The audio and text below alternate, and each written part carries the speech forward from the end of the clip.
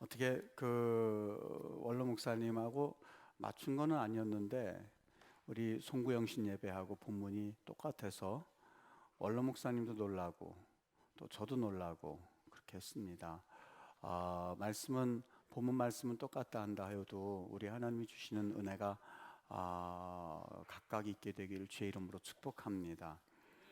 제가 영국에서 한국으로 귀국한 지 6일 만에 저는 아버님을 여의었습니다. 아버님이 돌아가셨습니다. 학위를 받고 그리고 한국에 돌아와서 6일 만에 아버님을 떠나보내면서 제가 받았던 충격은 이루 말할 수 없었습니다. 얼마나 힘이 들었는지 모릅니다. 물론 죽음이라고 하는 것이 무엇인지 알았습니다만 그때만큼 힘든 기간이 또 어디 있었을까.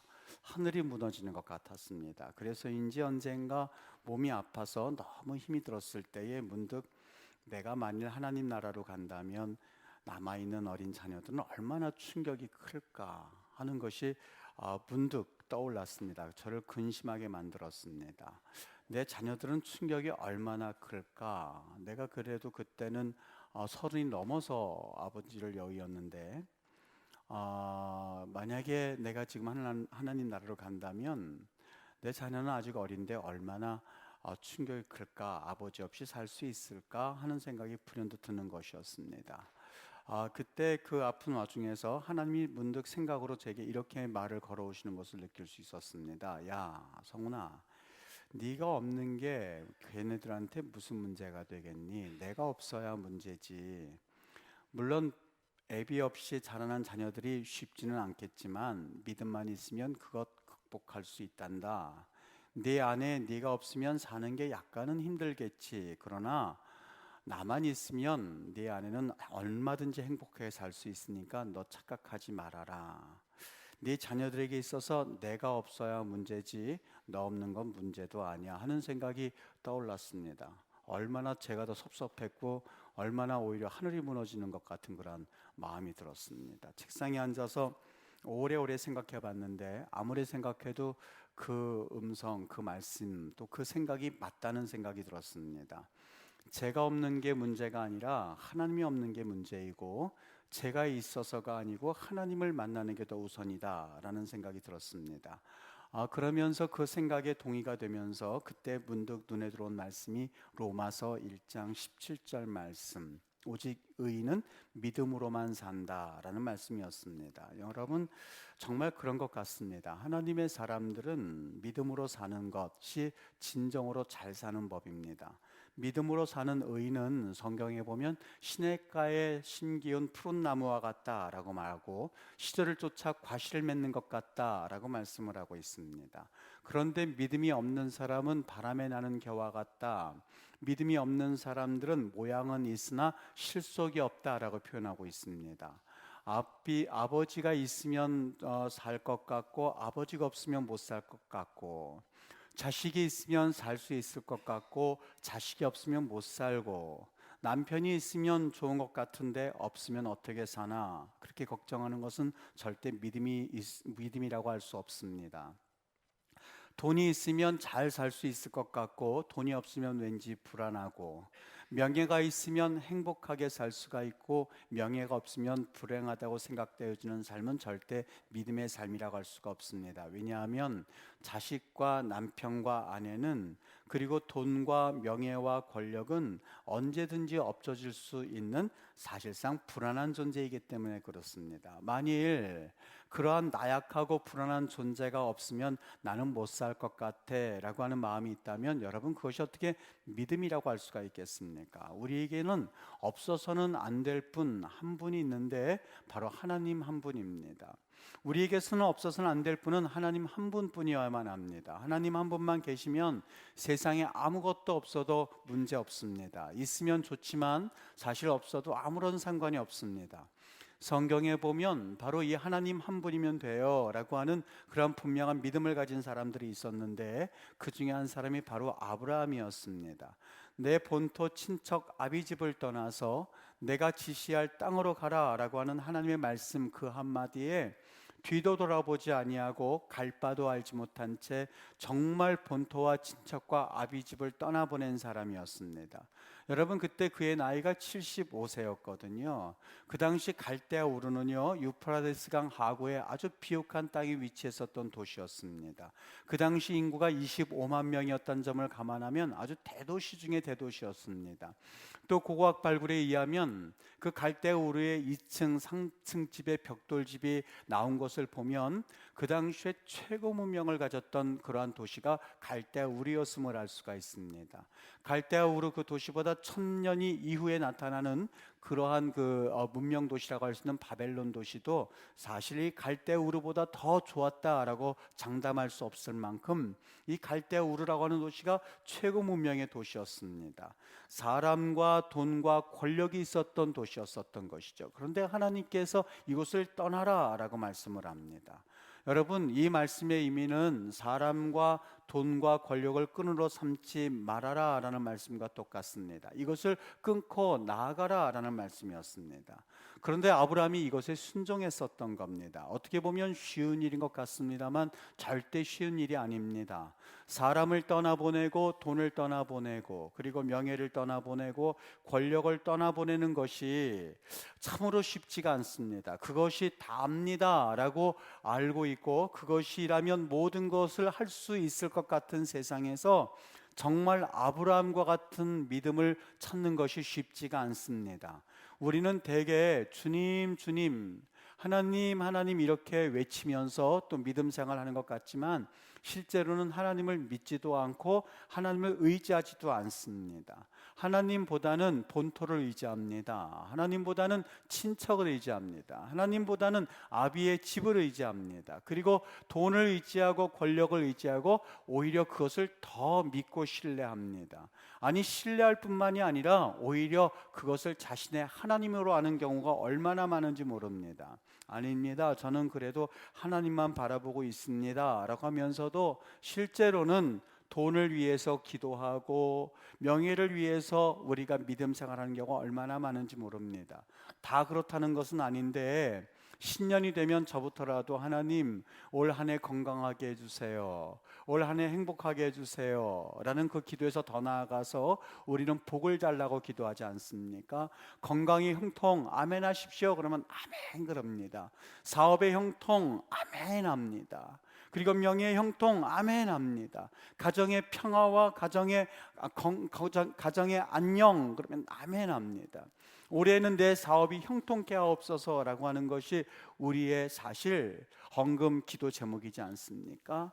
아침에 일찍 일어나서 밤에 늦게까지 누울 때까지 우리는 전쟁하듯 돈을 벌고 목숨을 걸고 돈을 추구합니다. 그래서 돈 버는 일에 성공하면 우리는 행복할 수 있다라고 생각을 합니다. 마치 돈에 인생의 모든 것이 달려있는 것처럼 돈 버는 일에 성공하면 우리는 좀 더 잘 살 수 있을 것 같다라고 하는 잘못된 확신을 가지고 우리 인생을 살아가고 있는 것을 보게 됩니다. 여러분, 잘 한번 생각해 보세요. 돈을 우리가 벌려고 애를 씁니다만 그 돈이 우리의 행복을 절대로 보장해 주지 않는다는 사실입니다.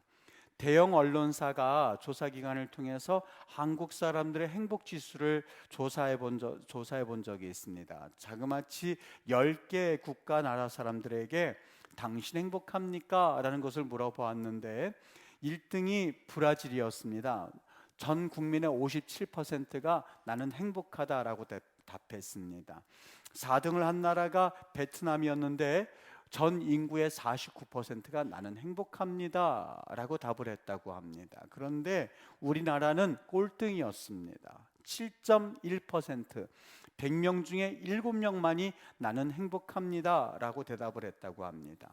사실 국가별로 돈이 많은 나라를 따지고 보면 우리나라는 1등을 했어야만 했었던 나라입니다. 꼴등을 할 수가 없는 나라였었습니다. 어떻게 보면 그럼에도 불구하고 꼴등한 것을 보면 사실 돈과 행복과는 아무런 상관이 없다는 것을 느낄 수 있지 않겠습니까? 사실 50년 전 우리나라가 6.25를 막 마치고 그 국민소득보다도 지금은 자그마치 250배나 부유해진 나라가 되었습니다. 행복 지수를 따진다면 그 당시 행복했던 것보다 최소한 250배는 행복했어야만 했었던 나라인데 사실 행복하다고 느끼는 사람은 점점 줄어들고 있습니다. 우리가 바로 그 증인들이지 않습니까? 그런데 우리는 아직까지도 2배만 더 벌면 우리는 행복할 거야, 한 3배만 벌면 나는 참 좋을 수 있을 거야, 편안할 수 있을 거야 라고 생각하는 그런 환상 가운데 살아가고 있습니다. 여러분, 상투적으로 들릴지 모르겠습니다만 여러분, 최고의 복 중에 복이 있다면 그건 돈이 아닙니다. 최고의 복 중에 복이 있다면 지식도 아닙니다. 우리 삶에 있어서 최고의 복을 꼽으라고 한다면 바로 예수님입니다. 예수 그리스도입니다. 하나님 되신 예수님께서 내가 곧 길이요 내가 곧 진리라고 말씀하셨고 내가 곧 생명이라고 말씀하셨기 때문에 그렇습니다.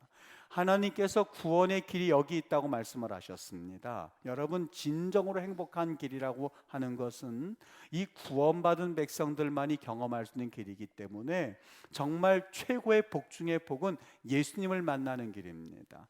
상투적으로 예수님이 우리의 모든 것 되십니다라고 말하여서 여러분, 우리가 이해를 하지 못해서 그렇지 우리에게 있어서 최고의 복이 있다면 바로 예수님 만나는 겁니다.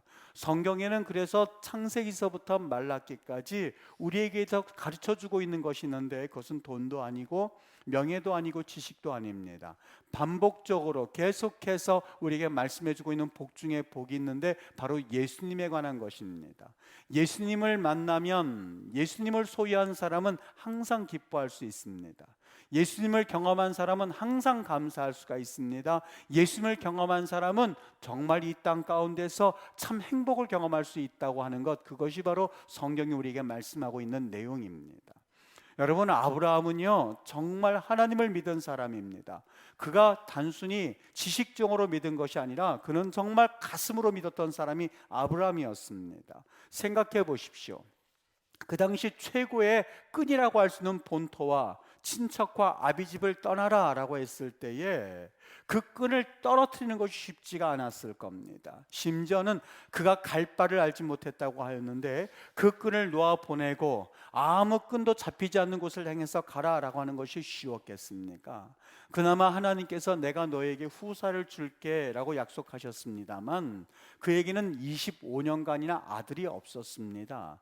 지금도 아들이 없고 지금도 자녀가 없이 사는 것이 참으로 힘든 일 중에 하나입니다. 제 주변에 보면 자녀가 없어서 그 받는 부부들의 고통이 이루 말할 수 없다는 것을 종종 느껴보게 됩니다. 아마 가장 힘든 일 중에 하나가 자녀가 없는 일이었을 겁니다. 현재도 그러니 그 당시에 자녀가 없다라고 하는 것은 문화적으로 볼 때에 지금보다 수십 배나 더한 힘들고 어려운 고통이었는지 모릅니다. 그럼에도 불구하고 아브라함은 잘 견딜 수가 있었습니다. 그럼에도 불구하고 아브라함은 정말로 믿음의 사람이 될 수가 있었는데 그것은 이 땅에 끈이 땅에 있기 때문이 아니었습니다. 그에게 있어서 유일한 끈이 있었는데 그것은 하나님이었기 때문에 그는 그 어려움 가운데서 잘 견딜 수 있었던 것이죠. 물론 우리가 아브라함의 삶을 보면서 왜 하나님께서 25년 동안 그에게 아들을 주지 않았을까라고 하는 그 설명은 말씀하고 있지 않습니다. 사실 믿음이라는 게 그렇습니다. 논리적으로 믿음이란 설명이 되지 않습니다. 우리 인간의 논리로 설명이 되어지고 우리 인간의 논리로 이해가 되어지는 것이 믿음이 될 수가 없습니다. 그런 점에서 볼 때에 솔직하게 하나님을 믿는 것이 결코 쉬운 일이 아닙니다. 하나님을 신앙하면서 그 하나님이 온전히 이해되어져서 믿는 사람은 아무도 없습니다. 저도 목회자이지만 하나님을 잘 이해가 되지 않을 때가 종종 있습니다. 성경에서 믿음은 바라는 것들의 실상이요 보지 못하는 것들의 증거라고 하셨습니다만 그 실상과 증거가 쉽게 우리에게 와닿지가 않습니다. 성경에서 분명히 너희가 구하라 그리하면 주실 것이요 라고 말씀하였습니다. 찾으라 찾을 것이요 라고 말씀을 하셨습니다. 두드려라 그러면 열릴 것이라고 말씀을 하셨습니다. 그런데 아무리 찾고 아무리 구하고 아무리 두들겨도 문이 열리지 않고 그대로 있을 때가 얼마나 많은지 모릅니다. 사실 기도하는 즉시 그것이 옳은 기도이든 옳지 않은 기도이든 할 것 없이 그 기도를 하는 즉시 응답이 되면 여러분, 하나님을 믿기가 얼마나 쉽겠습니까? 하나님을 믿는데도 평생으로 고생하는 사람들을 보면 사실 잘 이해가 되지 않습니다. 하나님 앞에 엎드려 기도함에도 불구하고 아유 너 왜 그렇게 살아? 라는 말을 듣고 사는 우리네 모습을 보면 사실상 잘 이해가 되지 않습니다. 그런데 여러분 잘 기억하세요. 믿음이라고 하는 것은 우리의 논리와 우리의 이해를 벗어나는 영역의 것이 바로 믿음의 모습입니다. 저는 솔직히 아직도 하나님께서 아브라함에게 왜 25년 동안 아들을 주시지 않은 것입니까? 분명히 약속을 하셨음에도 불구하고 왜 안 주신 겁니까? 라고 물으면 저는 어느 정도 짐작은 가지만 정확하게 그것을 명확하게 설명할 수가 없습니다. 사실 우리 교우들 중에서는요, 경제적으로 저렇게 열심히 살아가고 저렇게 믿음이 철저하게 서 있는데 왜 저렇게 경제적으로 어려울까라고 하는 것에 대해서는 답이 없습니다. 잘 설명이 되지가 않습니다. 저분이 죄도 없는데 저렇게 선하게 살았는데 왜 저렇게 질병 가운데 고통할까? 목사님 왜 그런 걸까요? 라고 하는 것에 대해서 사실상 저는 명확하게 설명할 수 없습니다. 어느 정도 성경적으로 이해를 합니다. 왜 그렇게, 그런데 그럼에도 불구하고 왜 저렇게 간절하게 저 부부들이 기도하는데 왜 아기가 생겨나지 않을까 하는 질문에도 사실상 저는 모릅니다. 물론 때로는 궁색하게나마 제가 이런 이야기를 합니다. 그것은요, 우리 성도님들에게 세상줄을 끊고 그리고 오직 하나님 한 분만 바라보라고 하는 또 하나의 하나님의 섭리입니다 라는 말씀을 하면서 그들을 위로하긴 합니다만, 모세가 그 훈련을 받았고 그리고 바울도 그 훈련을 받았고 그래서 그들이 정말 사역자로 거듭나지 않았습니까? 하나님께서 온전히 하나님만 바라보라고 하는 것이겠지요 라고 대답을 하고 넘어가긴 합니다만, 사실 명확하게 왜 하나님이 25년 동안 그에게 아들을 주시지 않았는지 설명을 하고 있지는 않습니다. 그런데 여러분, 이것이 이해가 되지 않고 또는 우리의 삶이 우리 마음 가운데 와닿지는 않는다 한다 할지라도 분명한 것이 하나가 있습니다. 아브라함의 고통이 왜 있었는지 우리는 이해하지 못하지만 사실 아브라함의 믿음은 너무 명확합니다. 이해가 됩니다. 그 믿음의 결국과 그 믿음의 결론은요, 아브라함이 믿은 대로 끝내는 하나님께서 이루셨다는 사실입니다. 믿음의 구조가 어떻게 되었는지 명확하게 설명을 할 수는 없습니다만 믿음의 능력이 얼마나 큰지는 성경에서 우리 많이 보지 않습니까? 하나님께서 이를 믿으니 그의 의로 여기셨기에 하나님께서는 그에게 하늘의 별들처럼 이 땅의 모래처럼, 비록 25년 동안 왜 기다리게 하셨는지 알 수는 없습니다만 하나님께서 그 믿음대로 이루신 것을 성경에서 찾아볼 수가 있습니다. 하나님 앞에 그가 고통은 당하였지만 하나님께서 그 고통 너머에 있는 놀라운 일들을 계획하셨고 그 일들을 이루셨던 하나님의 사람들의 믿음의 결과를 오늘 성경에서 우리는 찾아볼 수가 있습니다. 여러분, 저는 여러분들이 2016년도에 왜 고난을 받았는지, 왜 어려움을 당했는지 잘 설명할 수 없습니다. 보이지도 않고 잡히지도 않는 그 하나님을 논리적으로 설명하는 것이 결코 쉽지가 않습니다.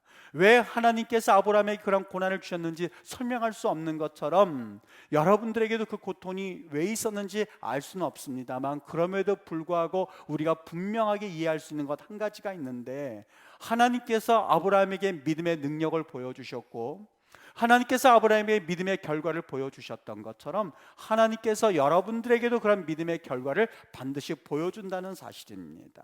저는 단순히 우리 하나님 앞에 믿음이라고 하였을 때에 믿음이라고 하는 것은 잠잠히 하나님을 바라보고 기다리는 것, 저는 그것을 믿음이라고 일컫습니다. 이해하려고 하는 것도 아니고 설명하는 것도 아니라, 비록 이해되어지지는 않고 설명되어지지는 않지만 그것을 믿고 잠잠히 하나님 앞에 엎드리는 것을 일컬어서 믿음이라고 말합니다. 그리고 나면 보이기 시작하는 성경이 있습니다. 의인은, 하나님의 사람들은, 하나님을 바라보고 살아가는 사람들은 세상의 돈을 끈으로 삼고 사는 것이 아니라, 세상의 명예를 끈으로 삼고 사는 것이 아니라, 그들은 의인은 믿음으로 말미암아 삽니다라는 그 말씀이 이해되어지기 시작합니다. 예수님께서 우리를 칭찬하실 때에 항상 칭찬하신 그 패턴이 하나가 있습니다. 네 믿음이 크도다, 네 믿음대로 될지어다 라고 말입니다. 진정 우리에게 있어서 이해가 되지 않지만 하나님께서 아브라함을 끝까지 지켜보시고 그의 믿음대로 하나님께서 응답하신 것을 보면 그가 믿음의 끈을 놓지 않은 것이 얼마나 다행인지 모른다라는 생각이 듭니다. 여러분, 세상은 우리에게 믿는 도끼에 발등 찍힌다라고 말하면서 믿음 가지고 살아가면 바보지라는 이야기를 합니다. 사탄은 있는 힘을 다해서 우리가 살아가는 이 세상에서 믿음을 얻게 하기 위해서 자기 나름대로 최선을 다해서 살아가고 있습니다. 그런데 여러분, 제가 이 말씀을 드리고 싶습니다. 믿음이라는 것은 절대 보이지가 않습니다. 믿음이라는 것은 절대 잡혀지지가 않습니다. 저는 아브라함처럼 살았으면 좋겠습니다. 절 보고 누구처럼 되었으면 좋겠는가 라고 할 때 아브라함 같이 되었으면 좋겠습니다. 저는 우리 사랑하는 교우들이 비록 눈에는 보이진 않고 손에는 잡히지 않지만 아브라함 같은 그러한 삶을 살았으면 좋겠습니다. 아브라함을 부르셔서 축복하시는 그 목적이 바로 너는 복의 근원이 되라는 그런 목적처럼 여러분들이 그 믿음을 통하여서 복의 근원이 되는 아브라함과 같은 삶이 되었으면 좋겠습니다. 여러분, 말씀을 맺도록 하겠습니다. 믿음으로 75살에 그는 본토 친척 아비집을 떠나는 그러한 은혜를 경험하였고, 그리고 그 은혜대로 그는 정말 하나님을 끈을 삼고 일평생 살았던 사람입니다. 여러분, 2017년도 제가 새해 어떤 말씀을 가지고 같이 은혜를 나눌까라고 하다가 여러 말씀이 있었습니다. 하나님 축복해 주십시오.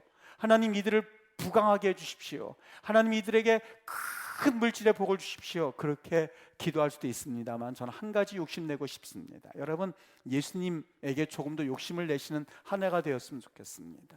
아브라함과 같은 정말 근사한 믿음을 가지고 친척의 끈도 놓고 세상의 명예의 끈도 놓고 아비의 집의 끈도 놓고 그리고 본토 그 땅의 끈도 다 놓아버리고 온전히 하나님 한 분을 끈으로 삼고 사는 2017년도가 되기를 바랍니다. 그래서 진정 여러분이 이 나라와 이 민족의 복의 근원이 되어서 그것을 나누어주고 그것을 간증하면서 살아갈 수 있는 정말 하나님 안에서 복된 우리 귀한 성도들, 그런 믿음의 교우들, 그런 믿음의 사람들, 그런 의인들 되시기를 정말 예수님의 이름으로 간절히 축복합니다. 기도하겠습니다.